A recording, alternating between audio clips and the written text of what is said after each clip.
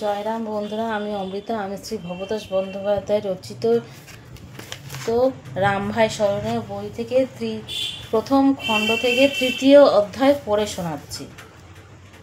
1340 সনে বৈশাখ মাসের শেষ ভাগে ফেনী বাড়িতে পূর্ব ভিটার দালানের উপর দোতলা নির্মিত হইল। উদ্দেশ্য দোতলার বারান্দায় প্রকোষ্ঠ কৈবল্যনাথ বিগ্রহ সেবা পূজা হইবে এবং তৎসংলগ্ন পূর্ব দিকে 2টি প্রকট ঠাকুরের ব্যবহার করিবেন। বিখ্যাত শিল্পী ইন্দুভূষণ চক্রবর্তী দেওয়ালের গায়ে নানা প্রকার দৃশ্যবলী আঁকিয়া দিলেন।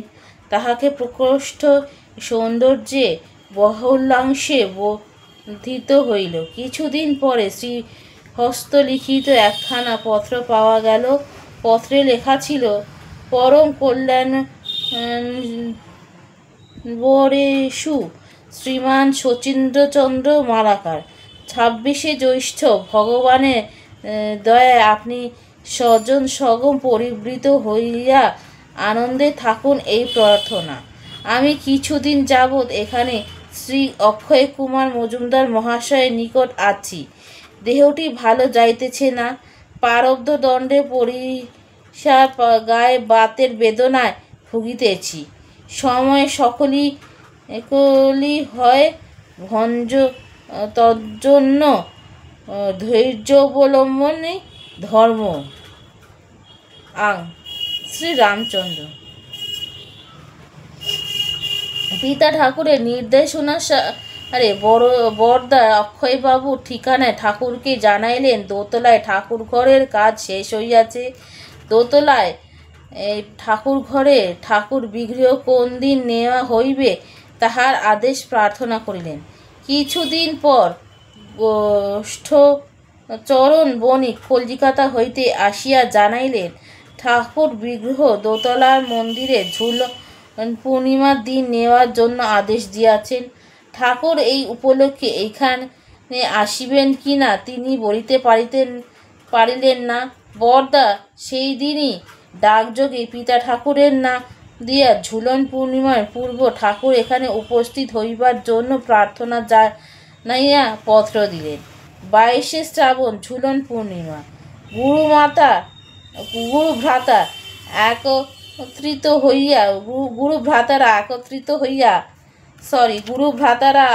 একত্রিত হইয়া স্থির করিলেন, ঠাকুর বিগ্রহ প্রতিষ্ঠা দিনই ন্যায় 4 প্রহর কীর্তন সহযোগে মধ্যাহ্ন পূজা, আরতি ও ভোগ অন্তে মহাপ্রসাদ বিতরণ হইবে। 3 দল কীর্তনিয়া ঠিক করা হইল। ঠাকুর বলিতেন, কীর্তন করার ইচ্ছা সাধু অসাধু, ভাবুক অভাবুক, ভালো মন্দ, পাগল উদাসী সকলেরই হয়। সকলে সমবেতভাবে যার যার ভাবে বিভোর হইয়া কীর্তন করবে। ভাবানন্দে কেহ গাইবে, কেহ নাচবে, কেহ ভূমিতে গড়াগড়ি দেবে, কেহ হাসবে, কেহ কাঁদবে, কেহ চিৎকার দিবে, কেহ মহাদেবের ন্যায় উদ্দণ্ড নৃত্য করিবে। চৈতন্যদেব এইরূপ কীর্তনানন্দে সে দেব দানব মানব পশু পক্ষী কীট পতঙ্গ তরুলতা সকলেরই মোহিত করিয়াছিলেন। এটাই কীর্তনের রীতি, এইভাবেই কীর্তন করতে হয়। বরদা কৈবল্যধামে যাইয়া মহন্ত মহারাজকে ঠাকুরের আদেশ জানাইয়া ঝুলনে উৎসবে উপস্থিত থাকিয়া উৎসব সম্পন্ন করিবার জন্য নিমন্ত্রণ করিয়া আসিলেন। 21শে শ্রাবণ 3টায় ট্রেনে মহন্ত মহারাজ হরিদা আশ্রমে নরেন্দ্র চক্রবর্তীকে সঙ্গে লইয়া আসিয়া পৌঁছাইলেন। সন্ধ্যায় কীর্তনে সহযোগে হরিদা গঙ্গা আহ্বানপূর্বক পূজারতি ভোগ নিবেদন করিলেন। ভোর 4টে নামযজ্ঞ আরম্ভ হইল। নাম কীর্তন সহকারে হরিদা নিচে ঠাকুরঘর হইতে ঠাকুর বিগ্রহ লইয়া দোতলায় শ্রীমন্দিরে প্রবেশ করিলেন। তারপর পূজা অন্তে মঙ্গলারতি করিয়া ভোগ নিবেদন করিলেন। দিবা 8টায় হরিদা পূজায় বসিলেন। পূজা শেষ করিয়া আরতি করিলেন এবং 10:30টায় ভোগ নিবেদন করিলেন। 11টায় ভোগ সারাইয়া বাহির হইলেন। 12:30টায় মহাপ্রসাদ বিতরণ আরম্ভ হইল। দিবা 1টার সময় ডাক্তার কৈলাসচন্দ্র মজুমদার সহ দয়াল ঠাকুর আসিয়া পৌঁছাইলেন। সকলে মহা আনন্দে প্রণাম করিলেন। শ্রীদেহে কেমন আছেন জানিতে চাহিলে ঠাকুর বলিলেন, আমার চোখের 2টি ছানি পড়িতেছে, ভালো দেখতে পাই না। আমি বলিলাম, ফেনী টাউন হইতে অধিক দূর নয়, ফুলগাছি নামক স্থানে আমাদের একজন গুরুভাই চোখের ভালো চিকিৎসা করেন, সরকারি ডাক্তার। ঠাকুর বলিলেন, দেখি কি হয়। পিতা ঠাকুর তখন বলিলেন, বাবা আজ ঝুলন পূর্ণিমা, সকলের ইচ্ছা আপনাকে ঝুলনের দোলায় দোলাইয়া আনন্দ করিবে। ঠাকুর বলিলেন, আমার স্বতন্ত্র কোনো ইচ্ছা নেই, আমি আপনাগো ইচ্ছায় চালিত হই। দোলাইতে চাইলে দোলাইবেন। ঠাকুর বিগ্রহের সম্মুখে উন্মুক্ত বারান্দায় ঝুলন দোলা অতি সুন্দরভাবে সুসজ্জিত করা হইল। দোলায় ঠাকুরের চিকিৎসা চারিদিক হইতে যাহা সুস্পষ্টরূপে দর্শন করা যায়, এই জন্য উজ্জ্বল আলোকসজ্জার ব্যবস্থা করিয়াছে। সন্ধ্যায় 6টায় হরিদাস ঝুলন পূজা আরম্ভ করিয়া রাত্রি 8টার পূর্বে ভোগ আরতি সমাপ্ত করিলেন। এতক্ষণ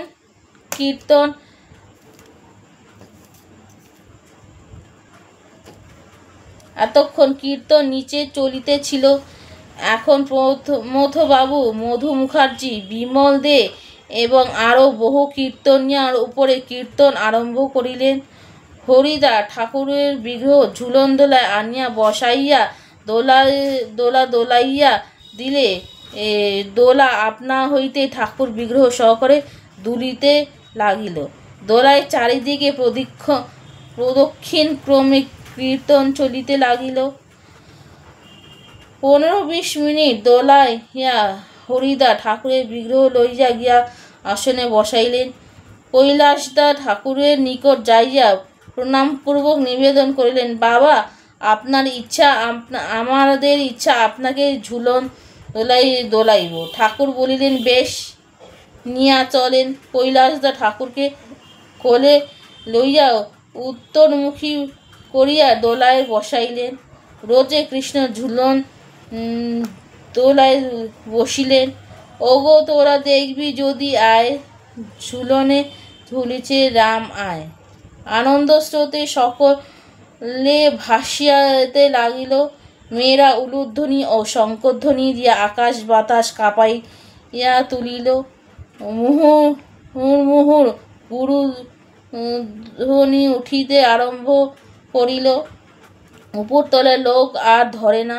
হরিদাস ঠাকুর প্রণাম করিয়া দোলা দোলাইতে লাগিলেন। তারপর পিতা ঠাকুর, মাতা ঠাকুরানী, পরিবারস্থ সকলে এবং ক্রমে ক্রমে সমস্ত ভক্ত দোলা দিলেন। এই অনুভব আনন্দে ভক্তকুল মাতোয়ারা। ঠাকুর আপলক নেত্রে বহুদূর দূরান্ত পানে তাকাইয়া আছেন, কখনো হাসিতেছেন। সুমধুর স্বর্গীয় সৌরভে চারিদিকে আমোদিত হইয়া উঠিল। রাত্রি 10টায় মধুদা দোলা হইতে ঠাকুরকে কোলে লইয়া বিছানার উপর বসাইয়া দিলেন। ঠাকুরের ঝুলন উৎসব পরম আনন্দের সহকারে সমাপ্ত হইল।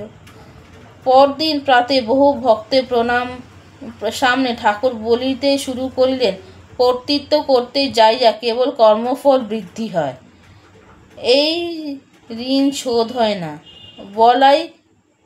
বইলাই জন্ম মৃত্যু উপভোগ করে, ভবসাগরে তারণ হয় না। ভব কি? ভব হইল আমি ও আমার। এই আমি এবং আমার মধ্যে আকৃষ্ট হইয়া জীব অহং জ্ঞানে চিরকাল ঘুরিয়া বেড়ায়।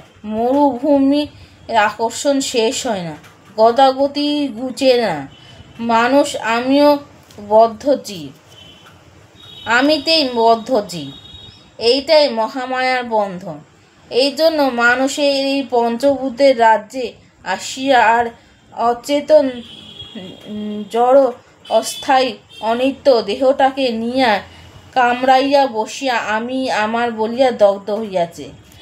আমি হইলাম মন, আমার এই বুদ্ধি অর্থাৎ বোধ, এই মন ও বুদ্ধির বেগ ধরিয়া থাকতে থাকতে মনের মানুষ যখন আমি আমার এই দক্ষযজ্ঞ নামযজ্ঞ প্রভাব ভুলতে পারবে, তখনই হইল সত্যনারায়ণের প্রতিষ্ঠা। অতএব সত্যনারায়ণের নামে স্মরণ হইলে অভ্যাস করিবে। চিরকাল কর্তৃত্ব কইরা কি লাভ করেছেন? আপনারা ভাগ্যের অতিরিক্ত কিছুই পান নাই। কর্তা হইতে যাইয়াই অপর অভাব চিন্তা সর্বদা কষ্ট ভোগ করিতেছেন। জানবেন আপনার কর্তা নন। যদি কর্তা হইতেন তবে আপনার বাসনা অনুযায়ী সকল কার্য কেন সফল করতে পারেন না? তাই শাস্ত্রে বলিছে, না কর্তৃত্ব না কর্মাণি লোকস্য সৃজতি প্রভু, ন কর্মফলং সংযোগে স্বভাবস্থ প্রবর্ততে। অতএব বিচার কইরাই দেখবেন নিবৃতে নির্জনে আপনে কে, আপনে কর্তৃত্ব কি, আপনের ভাগের কারণ কি, তবেই দুর্দিন যাইয়া সুদিন হইবে।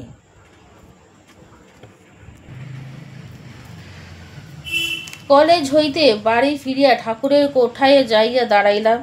ঠাকুর উঠিয়া বসিয়া বলিলেন, ফণিবাবু, আমার ঔষধ বিশুদ্ধ পথ্য আপনার নিজের দায়িত্বতে কইরা দিবেন। আপনাগো কাছে আসছি, ভরসা আছে, এই দয়াটুকু আমারে করবেন। শুনিয়া আমি বনিয়া গেলাম। ঠাকুর বলেন কি, আমার মতো চিরচঞ্চল লোক ঠাকুরের সেবার কাজ করিব? অধ্যাপক আমাকে বলিলেন, ফণি, আজ থেকে ঠাকুর তোমার উপর সেবার দায়িত্ব দিয়েছেন, মনে রেখো। আমি নিচে আসিলাম, সঙ্গে সঙ্গে ঠাকুর ভাইও আসিয়া আমাকে পিতামাতাকে ঠাকুরের আদেশের কথা জানাইলেন। পিতা ঠাকুর আমাকে ডাকিয়া লইয়া বলিলেন, দেখো, ঠাকুর তোমাকে সেবার অধিকার দিয়াছেন, মনোযোগ দিয়া ঠাকুরের সেবা করিও। রাত্রি 9টায় ঠাকুর ভোগ দিলাম। সেখানে আমরা 3 ভাই ছিলাম। আমরা আভূমি প্রণত হইয়া কক্ষান্তরে চলিয়া যাই। কারণ প্রথা আছে, ঠাকুর ভোগ নিবেদন করিয়া দরজা বন্ধ করিয়া বাহিরে 20-25 মিনিট অপেক্ষা করিতে হয়। প্রায় 20 মিনিট পর যাইয়া ভোগের প্রসাদ লইয়া আহারাদির জন্য আমরা নিচে নামিলাম। আহারের পর বড়দা আমাকে বলিলেন, ফণি, রাত্রিতে ঠাকুরের দেখাশোনা করিবার জন্য দক্ষিণের কোঠায় তুমিও ঘুমাইও। আমি উপরে উঠিয়া ঠাকুরের বিশ্রাম করিতে বলিয়া মশারি ফেলিয়া দিলাম। ঠাকুর শয়ন করিল। আমি নিদ্রাভিভূত হইয়া পড়িলাম। গভীর রাত্রি হঠাৎ ঘুম ভাঙিয়া গেল। ঠাকুরের খাটের নিকট যাইয়া দেখি ঠাকুর এপাশ ওপাশ করিতেছে। আমি আমার হাত দুখানি মশারির ভিতরে লইয়া সযত্নে হাত ও পায়ের হাত বুলাইয়া দিলাম। ঘড়িতে 3:45 বাজিয়াছে দেখিয়া ঠাকুর প্রাতঃকৃত আদি ব্যবস্থা করিতে নিচে নামিয়া আসিলাম। সকাল হইতে 1-2 করিয়া ভক্ত সমাগম হইতে লাগিল। 9টার কাছাকাছি ঠাকুর ঘরে যাইয়া দেখি আমার পিতামাতা, ঠাকুর ভাই প্রভৃতি সহ 20-25 জন বসিয়া ঠাকুরের উপদেশ শুনিতেছিলেন। আমি সকলের পিছনে দাঁড়াইলাম। ঠাকুর বলিতে লাগিলেন, গতকাল গভীর রাত্রে কে একজন আমার কাছে আসিয়া অনেকক্ষণ সেবা পরিচর্যা করছেন। তিনি আসার আগে ছটফট করছিলাম। তিনি আসিয়া শান্তি দিচ্ছেন। রাত্রি 12টা থাকিয়া 6টা পর্যন্ত দেবতারা মর্তলোকে আসিয়া ভ্রমণ করেন।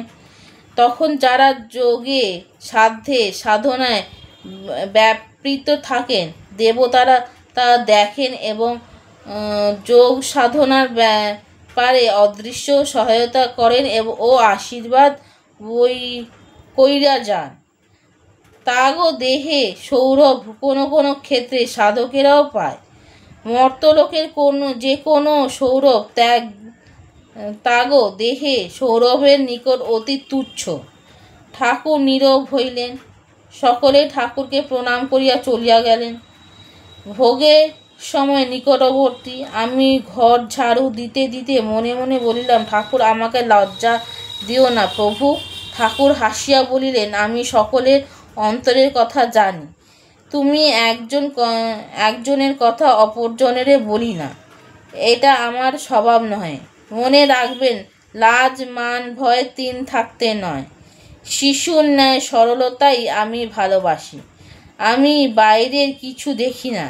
একটু সময় চুপ করিয়া থাকিয়া পুনরায় বলিলেন, চোখের রোগের ক্রমেই বাড়িছে। আমাকে একেবারে অন্ধ না করিয়া ছাড়বে না। চট্টগ্রাম যামু, সেইখানে গিয়া ডাক্তার দেখাইয়া ওষুধ নিমু। আমার অন্ধ অবস্থায় এইখানে থাকুন। আমি আপনি শ্রীপাদপদ্মে প্রণাম করিলাম। ভাদ্র মাসের 14 তারিখ বিধুবাবু ও বরদা ঠাকুরের চট্টগ্রাম অভিমুখ রওনা হলেন। এখানে 3য় অধ্যায় শেষ। আমার এই প্রচেষ্টাটা আপনাদের ভালো লেগে থাকলে, আমার এই চ্যানেলটা আপনারা যদি ইউটিউবে দেখে থাকেন তাহলে লাইক শেয়ার অ্যান্ড সাবস্ক্রাইব করবেন। আর ফেসবুকে দেখে থাকলে লাইক ফলো আর কমেন্টস করবেন। জয় রাম।